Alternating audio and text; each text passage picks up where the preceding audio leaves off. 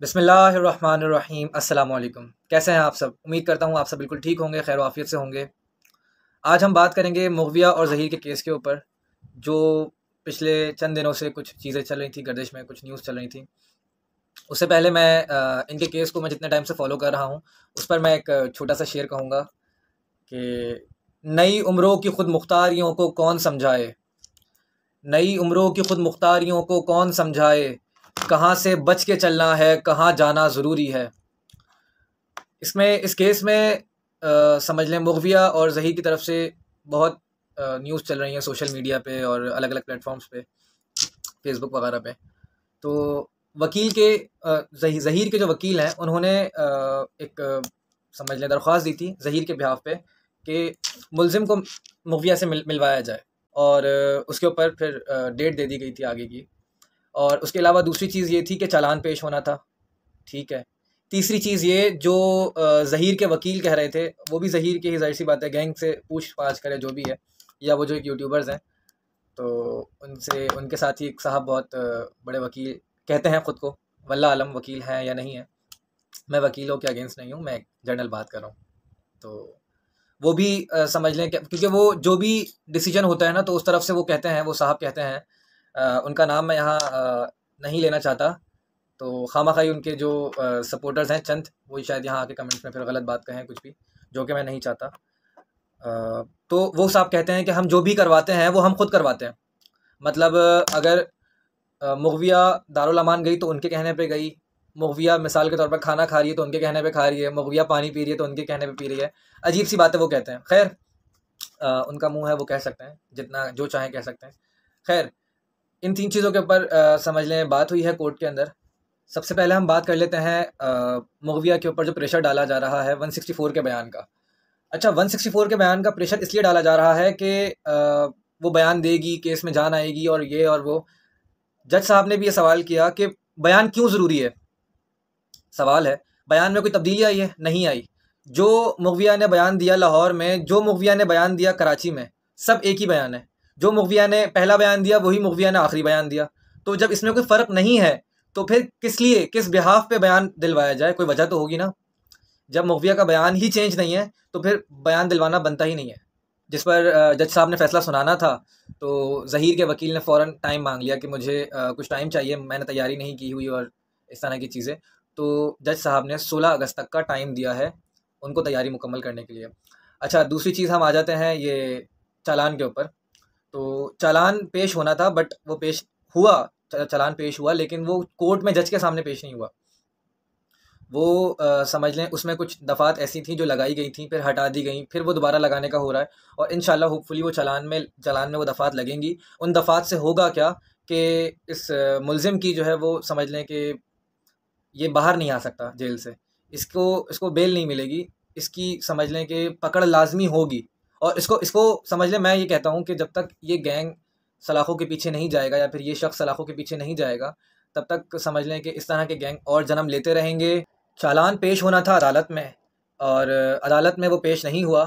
तो उसके लिए भी समझ लें कि पुलिस ने उसमें कुछ चीज़ें, कुछ दफ़ात ऐसी थी कि जो उसमें से निकाल दी थी, फिर उन दफ़ात के ऊपर एतराज़ उठा था, तो वो चालान के लिए भी समझ लें अभी टाइम मांग लिया गया है।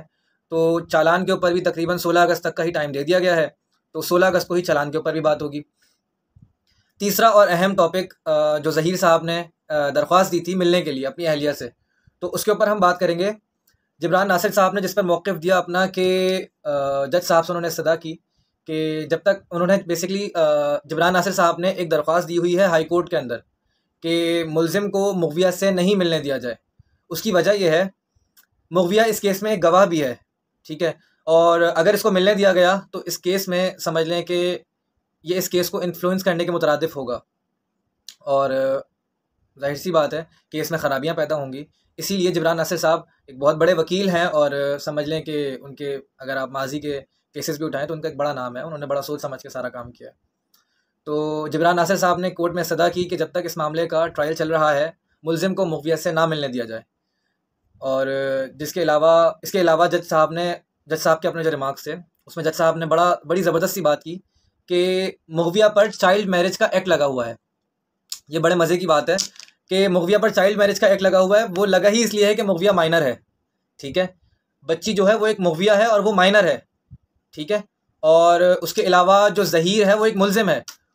तो मुलज़िम की मुग़विया से क्यों मुलाकात होगी, एक सवाल है, क्यों होगी मुलाकात? तो इस चीज़ का तो बिल्कुल समझ लें कि काम ही ख़त्म, या इस चीज़ का तो ज़िक्र ही ख़त्म।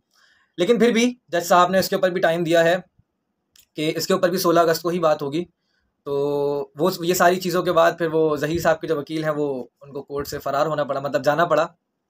और बस इस चीज़ के अंदर ये 3 चीज़ें थी जो कि मैंने आपके सामने रखी हैं।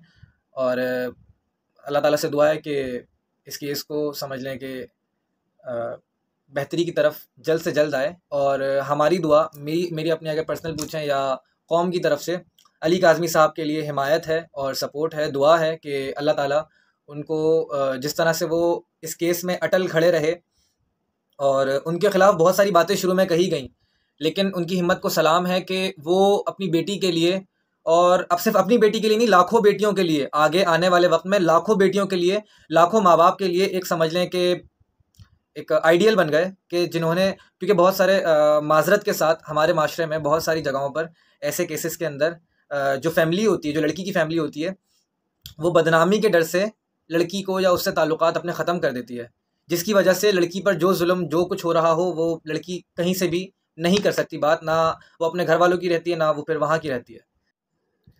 इसके अलावा एक बहुत ज़रूरी बात जो मुझे आप लोगों से डिस्कस करनी थी, और वो यकीनन उम्मत मुस्लिमा के लिए बहुत इत्मीनान बख्श बात है कि आज से चंद दिन कबल एक न्यूयॉर्क में तकरीब चल रही थी, जिसमें एक मलऊन सलमान रशीदी नाम के शख्स पर हमला हुआ।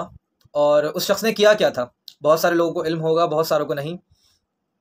उस मलऊन शख्स ने 1988 के अंदर एक किताब शाया की, जिसमें नबी करीम सल्लल्लाहु अलैहि वसल्लम, सहाबा इकराम, कुरानी आयात पर, हज़रत जिब्राईल अलैहिस्सलाम पर, उनके समझ लें इन सब के नाम पर, कुरानी आयात पर तमस्खराना, नाउज़ुबिल्लाह तमस्खराना एक मजाक उड़ाया और उनके बारे में गलत बातें की, जिस पर समझ लें कि हर मुसलमान का खून खौलता है इस चीज़ पर।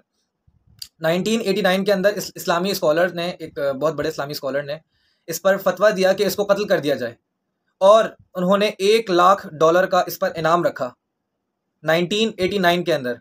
ये बहुत बड़ी बात है। और इसके अलावा उस पर कातिलाना हमले इससे पहले भी हुए, लेकिन उसमें वो बचता रहा, वो मलून। लेकिन अभी चंद दिन कबल हादी मातिर नाम के एक शख्स ने उन पर हमला किया, कातिलाना हमला किया, और दिल खुश हो गया उसकी, मैंने वो क्लिप भी देखा।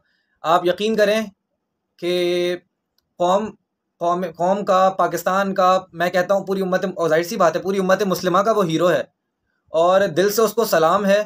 उसका अल्लाह ताला की नज़रों में ज़ाहिर सी बात है, क्योंकि अल्लाह ताला के महबूब नबी करीम सल्लल्लाहु अलैहि वसल्लम के समझ लें कि उस मलून शख्स ने नबी करीम सल्लल्लाहु अलैहि वसल्लम की गुस्ताखी करी थी, सहाबा इकराम, कुरानी आयात, और इसके अलावा हज़रत जिब्राईल अलैहिस्सलाम की उसने गुस्ताखी करी थी। तो उस मलून शख्स पे जो हमला करेगा तो वो तो उम्मत मुस्लिमा का हीरो है। तो उस हीरो ने हमला किया, जिस पर अभी वो मलून सलमान रशीदी, इसके मैं सलमान रशीदी नहीं कहूँगा उसको, मैं शैतान रशीदी कहूँगा, कि वो शख्स ज़िंदगी और मौत की कशमकश में है। मेरी दुआ है, बल्कि पूरी उम्मत मुस्लिमा की, आप सब सुनने वालों की तरफ से भी यही दुआ होगी कि अल्लाह ताला उसको वासिल ब जहन्नुम करें, आमीन। आप सबसे इजाज़त चाहूँगा। मेरी वीडियो अगर आप लोगों को पसंद आई हो तो इस चैनल को लाइक करिएगा, सब्सक्राइब करिएगा और शेयर कीजिएगा। इसी अपनेपन के साथ कि अपना बहुत सारा ख्याल रखिएगा। आने वाली वीडियो में इंशाल्लाह फिर आप लोगों से मुलाकात होगी। जब तक के लिए अल्लाह हाफ़िज़।